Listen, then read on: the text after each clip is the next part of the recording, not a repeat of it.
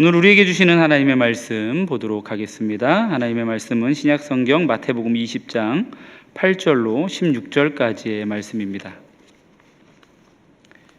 마태복음 20장 8절로 16절까지의 말씀입니다. 저와 여러분들이 한 절씩 교독하도록 하겠습니다. 저물매에 포도원 주인이 청지기에게 이르되 품꾼들을 불러 나중에 온 자로부터 시작하여 먼저 온 자까지 삭을 주라 하니,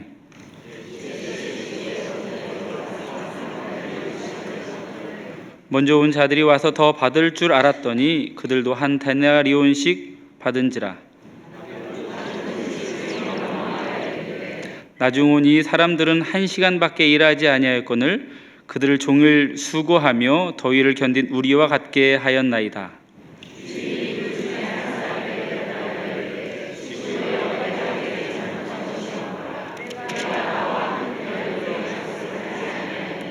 내 것이나 가지고 가라. 나중 온 이 사람에게 너와 같이 주는 것이 내 뜻이니라.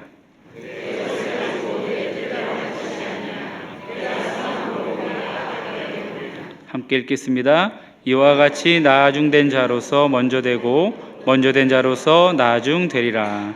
아멘. 네, 오늘 우리가 함께 읽은 이 본문은요, 저한테는 좀 굉장히 각별한 그런 본문입니다. 왜 각별하냐? 제가 이제 신대원에 합격한 다음에요, 모교회에서 이제 전도사로 일을 해라 이렇게 임명을 해주셔서 이제 처음으로 우리 아이들에게 설교를 할 본문을 정하는데 이제 이 본문을 정했다라는 것이죠. 그래서 이제 우리 아이들에게 하나님 나라를 어떻게 해야 잘 전할 수 있을까 일주일 내내 정말 잠을 자는 둥 마는 둥 이렇게 고민하면서 말씀을 준비했던 기억이 지금도 생생합니다. 이제 그때 당시에 저희 교회가 뭐 이렇게 넉넉한 형편이 아니었기 때문에 시청각 자료가 필요하긴 한데 이렇게 미디어 자료는 좀 어렵고 이제 시계가 필요했어요. 그래서 이제 커다란 벽시계도 준비를 하고 뭐 포도 그림, 데나리온 그림 이런 것들을 준비하고서요. 이제 아이들이 좀 말씀에 잘 집중할 수 있겠다 싶을 정도로 원고도 숙지를 한 다음에 이제 야심차게 주일을 맞이했습니다. 이제 설교 시간이 되었습니다. 앞에 이제 한 10몇 명 되는 아이들 앉혀놓고, 뭐 나이도 제각각이에요. 한 4살 되는 아이들부터 한 5학년 되는 아이들까지 이렇게 10여 명을 앉혀놓고 오늘 본문을 가지고 설교를 하는 겁니다. 이제 시계를 딱 들고서요, 이제 6시에 맞춰놓고 얘들아 새벽 6시에 일꾼을 부르러 갔단다. 그다음에 또 막 돌립니다. 이제 9시가 됐어. 9시에 또 일꾼을 부르러 갔어. 또 돌려서 12시가 되고 3시가 되고 5시에 일꾼을 부르러 나갔단다 했더니 아이들이 이때까지만 해도 조금 흥미롭게 이제 쳐다보는 느낌이 드는 겁니다. 그런데 말이죠, 이제 주인이 1시간 일한 사람한테 한 데나리온을 주었고, 다른 사람들은 이제 자기들은 그보다 더 받을 줄 알았는데 그 사람들에게도 한 데나리온을 주었단다라고 이야기를 했을 때 아이들이 굉장히 혼란스러워하는 눈빛을 보이는 겁니다. 저는 조금 당황하기 시작했습니다. 이게 아닌데, 좀 때묻지 않는 우리 아이들이기 때문에 나중된 자로서 먼저 된 자가 된다라는 이 하나님 나라의 원리가 아이들 마음에 쏙쏙 들어갈 거라고 저는 예상을 하고 설교를 한 건데 아이들이 뭔가 지금 거부하는 것이 너무 느껴졌다라는 것이죠. 제가 생각할 때는 아이들인 줄 알았는데 제 앞에 앉아 계셨던 분들이 굉장히 세상 풍파를 많이 겪었던 분들이었던 것입니다. 아니 전도사님, 1 더하기 1이 2인 거를 저희들이 다 압니다. 세상은 일한 만큼 보상을 해주는 것이고 노력한 만큼 얻는 게 세상 원리 아니겠습니까? 1시간 일한 사람이나 하루 종일 일한 사람이나 같은 일당을 받는 게 말이 됩니까? 그런 게 하나님 나라면 그게 과연 하나님 나라 맞습니까? 아이들이 물론 이렇게 대놓고 저에게 말을 하지는 않았지만 마치 그런 의심 섞인 눈초리로 저를 바라보는 게 느껴졌던 그런 기억이 있습니다. 성경 말씀은요, 이렇게 시작부터 나중된 자가 먼저 된다라는 원리를 좀 반복적으로 우리들에게 가르쳐주고 있습니다. 창세기를 읽자마자 처음 이제 아담과 하와가 등장하고 그 아들부터 그런 일들이 일어나는데 가인이 있고 아벨이 있잖아요. 동생은 아벨인데 하나님은 가인이 아니라 아벨의 제사를 받아주셨다라는 것이죠. 에서와 야곱이라는 쌍둥이 또 형제가 있습니다. 에서가 형이고 야곱이 동생인데 하나님은 야곱을 택하셔서 그를 이스라엘 민족의 조상으로 삼아 주셨다라는 것이죠. 이스라엘 민족은 또 어떤 사람들이었습니까? 그들은 애굽에서 400년 넘게 노예 생활을 하던 그런 백성들이었는데 하나님께서는 그런 보잘것없는 민족을 택하셔서 애굽이라고 하는 강대국을 부끄럽게 하는 데 사용하셨다라는 것이죠. 다윗도 한번 생각해 보면요. 그는 8명이나 되는 그 형제 가운데 막내에 불과했습니다. 정말 집안에서는 보이지도 않는 그런 사람이었죠. 그러나 하나님께서는 그 사람에게 기름을 부으시고 위대한 왕으로 민족의 지도자로 세워주셨다라는 것이죠. 결정적으로 성경에서 우리에게 알려주는 것은 바로 예수 그리스도께서 친히 나중된 자의 본을 보이셨다라는 것입니다. 하나님의 말씀에 죽기까지 순종하셔서 우리 온 인류를 구원의 길로 인도하신 구세주가 되셨다는 것을 성경 말씀은 우리에게 증언하고 있다라는 것이죠. 그러나 우리가 성경을 읽다가 눈을 들어서 세상을 바라보게 되면 어떤 일들이 일어나고 있습니까? 좀 전에 말씀드린 대로 이미 어린 아이들도 먼저 된 자가 먼저 되어야 한다라는 그런 인식이 머릿속에 콱 박혀 있지 않습니까? 능력이 많은 사람이 많은 걸 얻는 게 당연하지. 능력이 안 되는 사람은 도태될 수밖에 없어. 그렇기 때문에 우린 죽어라 노력해야 돼. 우리 믿는 자들도 은연중에 아이들에게 이런 세상의 원리를 주입하고 있는 것은 아닌지 늘 경계해야 한다라는 것입니다. 잘 믿기만 하면 된다. 하나님만 잘 믿기만 하면 지금은 나중된 자처럼 여겨진다 할지라도 곧 먼저 된 자가 될 수 있다. 하나님께서는 매주 우리에게 말씀하십니다. 예배를 통해서 성경 말씀을 통해서 우리에게 이런 하나님 나라의 원리를 계속 알려주시지만 워낙 세상의 소리가 크기 때문에 세상의 파도가 너무나 높기 때문에 우리들은 그 소리를 잘 듣지 못한다라는 것이죠. 심지어는 나중된 자가 먼저 된 자 되는 그런 하늘나라라면 나는 차라리 안 가고 말겠다. 이런 강팍한 마음을 가질 수도 있다라는 것이죠. 그래서 우리들은 오늘 이 시간에 이 말씀을 함께 살펴보면서 하나님 나라가 과연 어떤 곳인가? 또 우리는 이 말씀을 어떻게 받아야 하는가를 한번 답을 발견해 보기를 원합니다. 그리고 이 말씀이 우리에게 얼마나 큰 은혜로서 주어진 말씀인지도 깨닫는 시간이 되기를 간절히 소망합니다. 오늘 본문을 보시면요. 원래는 20장 1절부터 시작하는 포도원 품꾼 비유에 우리가 후반부 말씀을 읽었습니다. 포도원 주인은 아침 일찍부터 나가서 일꾼을 구하죠. 9시에도 나가고 12시에도 나가고 여러 번 나가서 일꾼을 구해 옵니다. 이제 퇴근 시간, 정산 시간이 되었습니다. 주인은 1시간밖에 일하지 않은 사람을 부르더니 그 사람에게 한 데나리온, 당시에 이제 사람들의 일당에 해당하는 그런 금액을 지불해 주었습니다. 먼저 온 사람들은 당연히 더 받을 줄 알았죠. 1시간 일했는데 한 데나리온이다? 나는 생각해보니까 거의 10시간 정도 일한 것 같은데 그러면 못해도 10데나리온은 주지 않을까? 아마 이런 기대감으로 주인의 손을 바라보고 있었을 것입니다. 그런데 그들 역시 한 데나리온을 받았다라고 말씀에 기록되어 있습니다. 그 사람들은 주인을 원망하면서 12절에서 이렇게 이야기를 하죠. 나중 온 이 사람들은 1시간밖에 일하지 아니하였거늘 그들을 종일 수고하며 더위를 견딘 우리와 같게 하였나이다. 뭔가 잘못됐다, 불합리하다라는 그런 어필을 하고 있는 것입니다. 그런데 주인은 내가 뭘 잘못했느냐고 이렇게 따져 묻습니다. 너희들과 약속한 대로 나는 한 데나리온을 주었을 뿐이다. 모든 사람에게 이렇게 같은 일당을 주는 것이 나의 뜻이다라고 주인은 말하고 있는 것입니다. 예수님은 이와 같이 나중된 자로서 먼저 되고 먼저 된 자로서 나중되리라라고 말씀을 하시면서 이 비유를 마무리하셨습니다. 만약에 이 본문과 같은 일이 오늘날의 어떤 노동 현장에서 일어났다라고 가정을 해보면 어떤 일이 일어나겠습니까?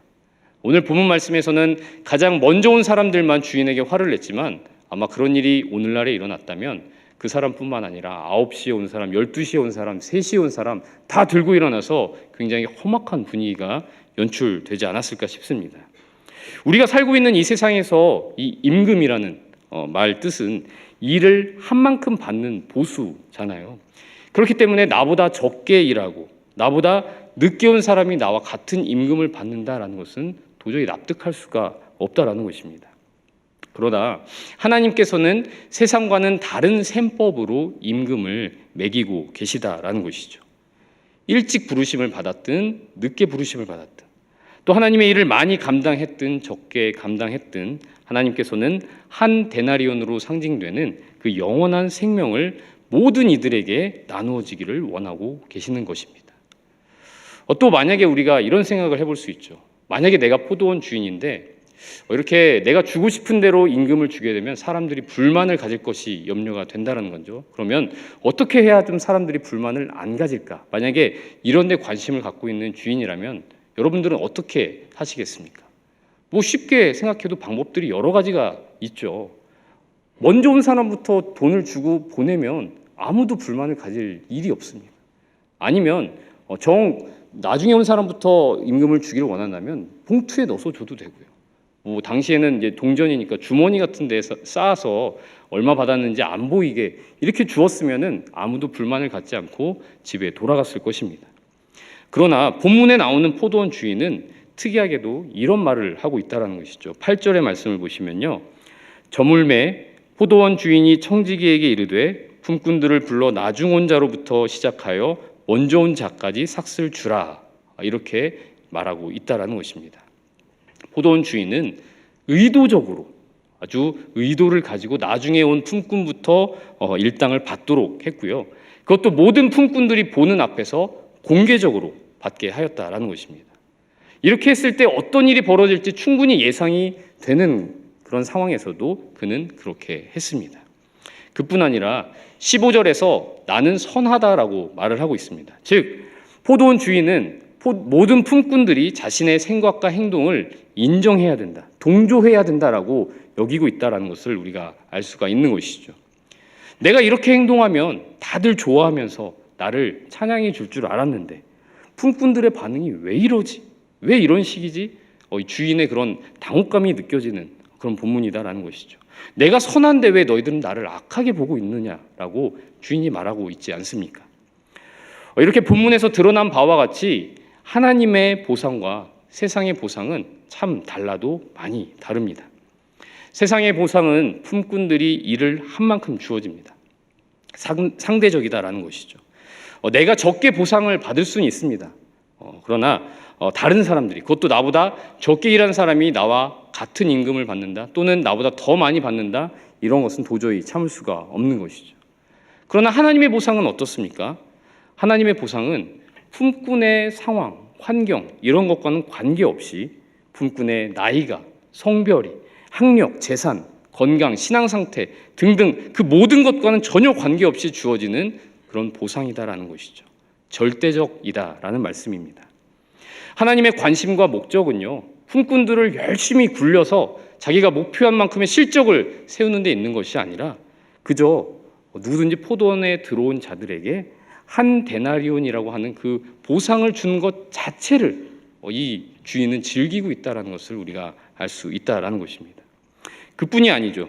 그러한 이 포도원 주인, 하나님의 관심과 목적을 하나님만 기뻐하시면 되는 것이 아니라 이 포도원 안에 있는 모든 품꾼들이 함께 기뻐하며 찬양하며 나중된 자의 먼저됨을 모두가 진심으로 기뻐하는 데까지 이르는 것을 하나님이 원하고 계신다. 이것이 하나님의 방법이고 은혜라는 것을 우리는 오늘 본문을 통해서 확인할 수가 있다라는 것입니다.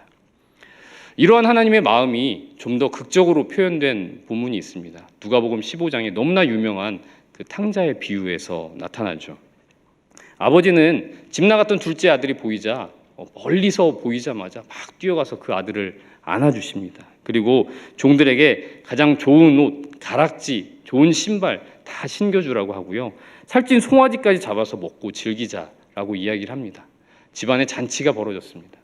그런데 하루 종일 밭에서 일하고 돌아온 큰아들이 집에 오는 길에 막 음악 소리가 들리니까 이게 대체 무슨 일인가 하고 종에게 물어봤죠. 그랬더니 자기 동생, 그 아버지의 유산을 받아서 나가버린 그 동생이 돌아와서 지금 잔치를 열었다고 이야기를 하는 것입니다. 맏아들은 분노에 차서 집에 들어가지 않습니다. 그런데 아버지가 나와서 달래주십니다. 맏아들이 왜 화가 났겠습니까?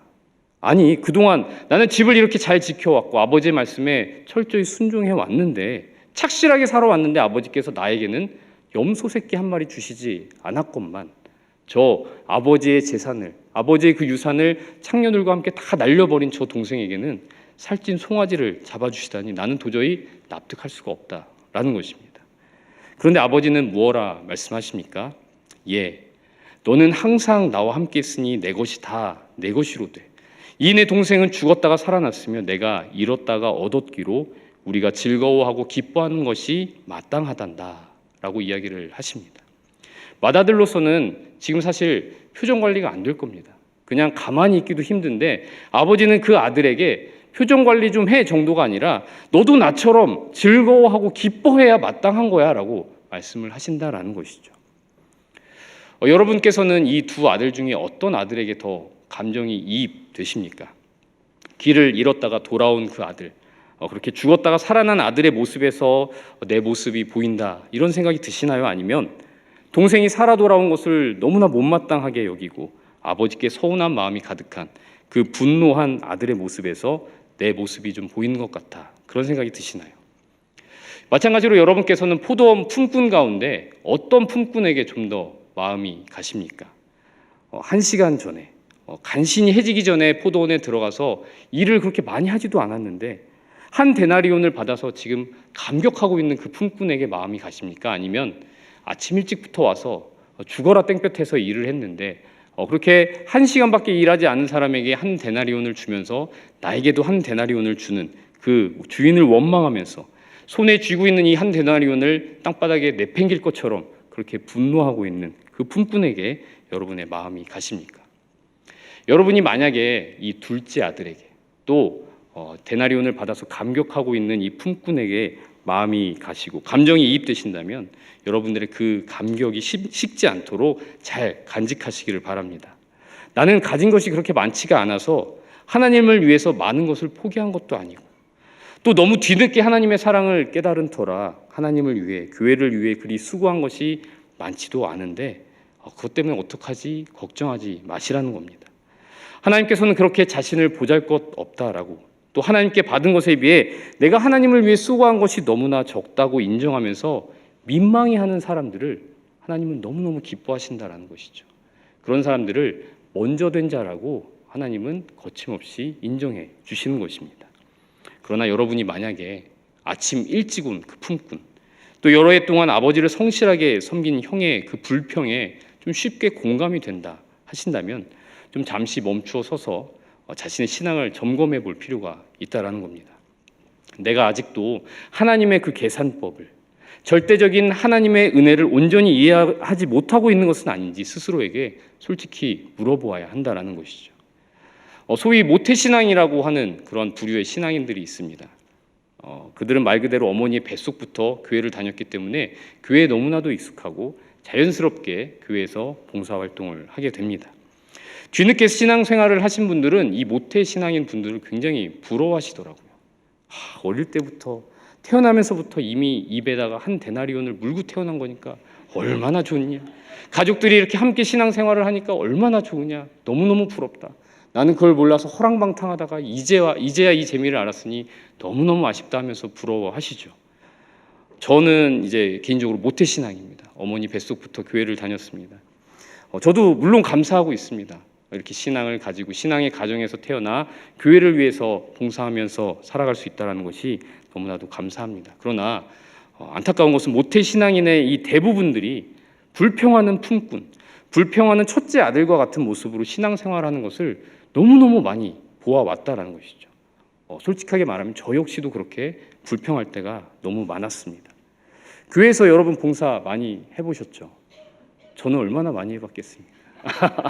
예, 자랑하는 게 아니라 그 아까 말씀드린 그 개척교회에서부터 정말 보이는 게 다 일이죠. 네 일 내 일이 어디 있습니까? 보이는 사람이 하는 게 일인데 그렇게 그냥 일을 하면서 그냥 그러려니 하면서 살아왔다라는 것입니다. 여러분 교인들에게 또 상처를 많이 받으셨습니까? 저하고 또 저희 가족들은 얼마나 많이 받았겠습니까?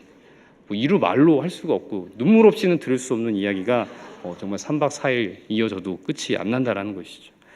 신앙생활이 기뻤으면 좋겠죠. 감사하면 좋겠고 날마다 막 감격이 넘치고 새 기쁨이 흘러 넘쳤으면 좋겠는데 누구보다도 그런 것을 원하지만 실제로는 그렇지 못한 그런 상태, 마지못해 습관적으로 신앙생활을 하게 되는 때가 너무나 많았던 것을 고백하지 않을 수가 없다라는 것입니다. 이 자리에 계신 여러분들 가운데서도 좀 저와 비슷한 고민을 하시는 분들이 좀 계실 줄로 압니다. 날마다 좀 새로운 감격과 기쁨에 가득하기를 원하지만 사람에 치이고 봉사에 치이고 하다 보니까 영혼의 샘물이 다 말라버린 그리스도인들.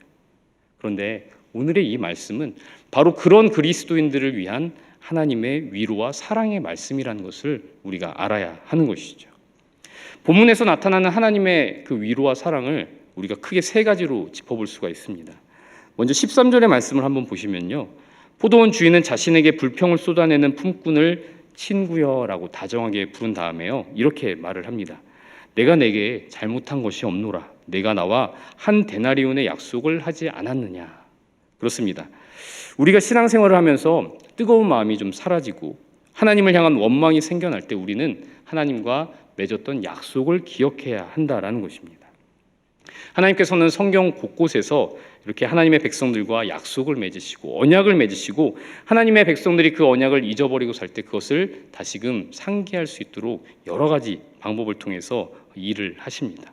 오늘 본문에 나와 있는 이 한 데나리온의 약속과 가장 가까운 약속이라고 할 수 있는 말씀을 저는 요한복음 10장 28절에서 찾았는데요. 한번 제가 봉독해 보겠습니다. 내가 그들에게 영생을 주노니 영원히 멸망하지 아니할 것이요 또 그들을 내 손에서 빼앗을 자가 없느니라. 아멘. 네, 선한 목자 되신 주님께서 자신을 따르는 양들에게 영생을 주신다라는 것이죠. 그리고 그 누구에게도 이 양들을 내가 빼앗기지 아니하겠노라 약속을 해 주셨습니다. 그 약속을 받는 우리들에게 주님은 무엇을 요구하시느냐? 그냥 따라만 오라라는 것이죠. 오직 예수님을 따르는 것밖에는 우리에게 요구하시는 것이 없습니다. 영원한 생명이라는 너무나 큰 그 약속을 아무 대가 없이 우리가 받아 누리다 보니까 안타깝게도 그것이 얼마나 귀한지를 잃어버리면서 살 때가 많다라는 것이죠. 그래서 우리들에게 십자가가 너무나 중요합니다. 십자가는 그냥 교회 건물 꼭대기에 매달려 있는 상징물이 아닙니다. 십자가는 그냥 우리 목에 걸고 다니는 그런 상징물에 불과한 것이 아니다라는 것이죠. 우리에게 영원한 생명을 주기 위해서 예수 그리스도께서 그 십자가에 달려 우리를 위해 돌아가셨다는 것을 매일 기억하면서 한 데나리온의 약속을 상기시켜 주시기 위한 메시지가 담겨 있는 것이 바로 그 십자가다라는 것입니다. 우리가요, 아무리 교회에서 많은 봉사를 감당했다 할지라도 또 우리가 가진 것을 다 팔아서 교회를 위해 하나님을 위해 바쳤다고 한들 그것으로서 십자가에서 보여주신 예수 그리스도의 그 사랑을 정말 단 몇 %라도 갚을 수가 있겠습니까?